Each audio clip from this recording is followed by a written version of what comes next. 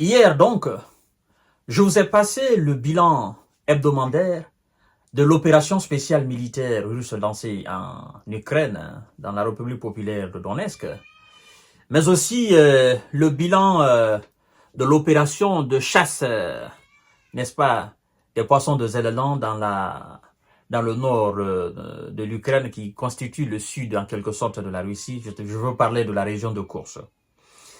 Et c'était au nombre de plus de 18 000 S qui ont été envoyés au repos éternel. Donc, de la journée d'hier, la nuit et aujourd'hui, c'est-à-dire en 24 heures, les hommes de Zeleland nous informent, c'est-à-dire c'est le ministère de la Défense russe qui nous informe, au niveau des différentes responsabilités des différents groupes qui sont engagés dans l'est du pays, mais aussi dans le nord, dans la région de Koursk. Il y a plus de 2000 et quelques S en 24 heures qui ont été envoyés au repos éternel, avec du matériel occidental de tout type. Et les unités russes avancent dans toutes les directions. Et comme les Otaniens eux-mêmes, ils aiment avancer le terme grignotage, ben, nous aussi nous allons parler de grignotage, jusqu'à ce que l'armée russe finisse de grignoter toute l'Ukraine. Voilà. Et comme ça, on va parler de grignotage. On nous interdit de parler de percée. Nous allons continuer à parler de grignotage jusqu'à ce que l'Ukraine soit complètement engloutie. Et puis, on va leur poser la question de savoir quand est-ce la Russie fera maintenant une percée majeure.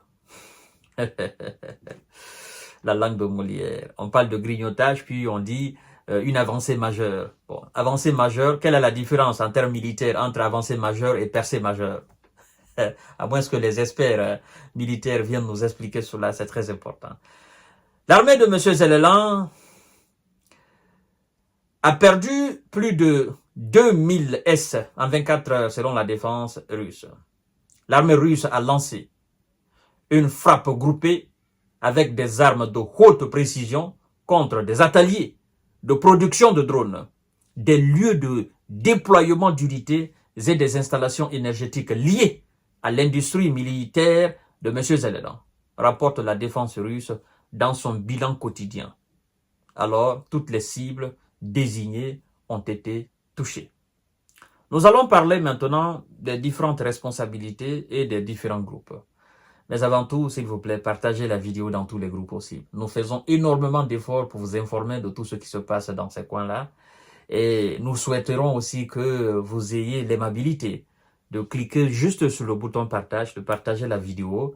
Ça ne vous prend peut-être qu'une seconde. Vous partagez soit sur WhatsApp, soit sur Telegram, soit sur Messenger, voilà, soit sur votre page même Facebook, afin que ceux qui sont abonnés sur votre page puissent voir. C'est très important qu'ils puissent cliquer sur le lien et dès qu'ils cliquent là-dessus, ils tombent automatiquement sur ma page, sur ma chaîne YouTube Kanté J Visionnaire. Donc, ceux qui ont des pages Facebook ou qui ont des comptes et qui me suivent, vous pouvez partager. Quand vous appuyez sur le bouton partage, à fond, les réseaux là sortent. Vous avez WhatsApp, vous avez même Facebook, vous avez Telegram, vous avez Instagram, vous avez tout. Donc, vous partagez. Je vous prie effectivement, mesdames et messieurs. Alors, nous allons commencer par le groupement Nord qui est dans la région de Koursk et qui fait dégâts. Alors, le groupement Nord a frappé 2 brigades de M. Zeleland et repoussé 3 contre-attaques. On nous parle là que M. Zeleland et ses supplétifs ont perdu quelque chose de 135 S. Le groupement Ouest a amélioré sa situation tactique, frappé 9 brigades ennemies et repoussé 2 contre-attaques. L'armée de M. Zeleland et ses supplétifs occidentaux ont perdu là 435 S, 2 véhicules blindés de transport de troupes M113 de fabrication américaine, 2 obusiers M777 et 2 autres M198, toutes de fabrication américaine, et un radar AN bar TPQ-50 de fabrication américaine. 7 dépôts de munitions ont été détruits. Bon, c'est quand même rigolo. Quand les Russes parlent de 7 dépôts de munitions, ça ne fait pas assez de bruit. Parce que pour eux, c'est normal. Mais pour eux, bon, ça ne change pas grand-chose au fait. Hein? Ça sert à rien de détruire des dépôts de munitions si vous n'avancez pas sur le terrain. Mais eux, ils détruisent les dépôts de munitions, les magasins de stockage. Ils avancent sur le terrain. N'est-ce pas? La différence de M. Zelensky, qui, quand il touche un dépôt de munitions, ça fait le titre de tous les gros journaux occidentaux. Oh non, ils ont touché un dépôt de munitions. Pendant que la Russie, elle touche 7, 8, 9. Et puis, elle continue son opération. Pour elle, ça ne change absolument rien. Vous comprenez dans la donne. Alors, le groupement Sud a occupé des positions plus avantageuses et frappé 12 brigades de M. Zelensky. Les forces de M. Zelensky ont perdu à ce niveau 840 S, 4 obusiers FH-70 de fabrication britannique, un obusier M777 de fabrication américaine et un obusier M119 de fabrication également américaine. Le groupement Centre, notre fameux groupement Centre qui à la porte de Pokrovsk. Ouais. Le groupement Centre a continué d'avancer dans les profondeurs des défenses ennemies, frappant 13 brigades de M. Zelensky et repoussant 9 contre-attaques. Les pertes de M. Zelensky à ce niveau s'élèvent à 520. Oui, parce que là, il y a une forte concentration des éléments de Zelensky. Et donc, quand ça frappe vraiment et ça envoie des S au repos éternel. Donc, les pertes de M. Zelensky et ses supplétifs occidentaux s'élèvent à ce niveau à 520, n'est-ce pas, S. Mais aussi, un véhicule blindé de combat Max Pro et un obusier M777, tous de fabrication américaine. Un dépôt de munitions a été effectivement anéanti au niveau du groupement. Ça fait combien de dépôts de munitions déjà? Au niveau de l'autre groupement, ils ont anéanti 7. Et là, au niveau du groupement Centre, ils ont anéanti aussi un autre. Donc, ça fait déjà 8. Mais ça fait pas assez de bruit. Hein? Parce que les Occidentaux, en fait, ils s'intéressent pas à ces informations-là. Nous avons les mêmes tuyaux d'informations qu'eux. Mais quand le ministère de la Défense fait son bilan quotidien, eux, ils ne prennent pas le bilan quotidien. Ils parlent jamais, ils décortiquent jamais le bilan quotidien de l'armée russe.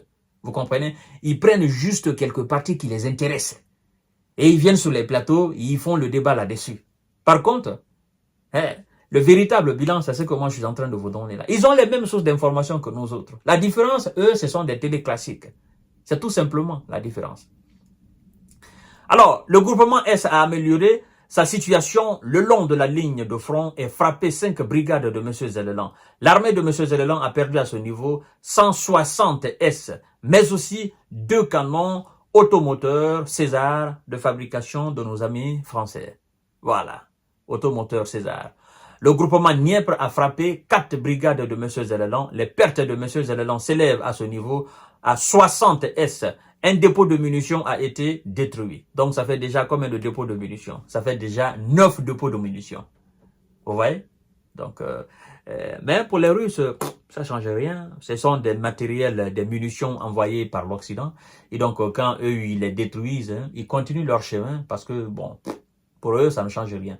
Ce qui va changer quelque chose, c'est quand les hommes de Zelensky vont se mettre, n'est-ce pas, à repousser les Russes. Voilà, là j'appelle ça des opérations d'envergure, des opérations militaires positives. C'est-à-dire, comme j'ai l'habitude de le dire, toute opération militaire qui n'apporte absolument rien, n'est-ce pas, sur le terrain, ben, c'est une opération qui est vouée à l'échec, c'est une opération vaine.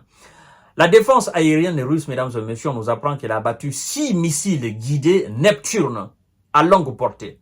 3 bombes guidées Hammer de fabrication française, 10 roquettes HIMARS de fabrication américaine et 177 drones qui ont été neutralisés en 24 heures. Voilà alors, mesdames et messieurs, le bilan sombre hein, de la défense russe, le bilan en 24 heures. Donc, ça fait énormément mal hein, de parler de ce nombre de S envoyés au repos éternel, parce que pour moi, le matériel, ça va se remplacer, et puis ceux qui sont encore sur pied vont continuer à se battre. Mais les S envoyés au repos éternel, ça, on ne peut pas remplacer. D'accord? Je vous donne rendez-vous tout à l'heure pour notre série d'informations de décortiquage. Je suis là pour vous et je vous demande de partager pour que les gens puissent s'abonner sur notre chaîne YouTube Kanté J Visionnaire. Merci beaucoup.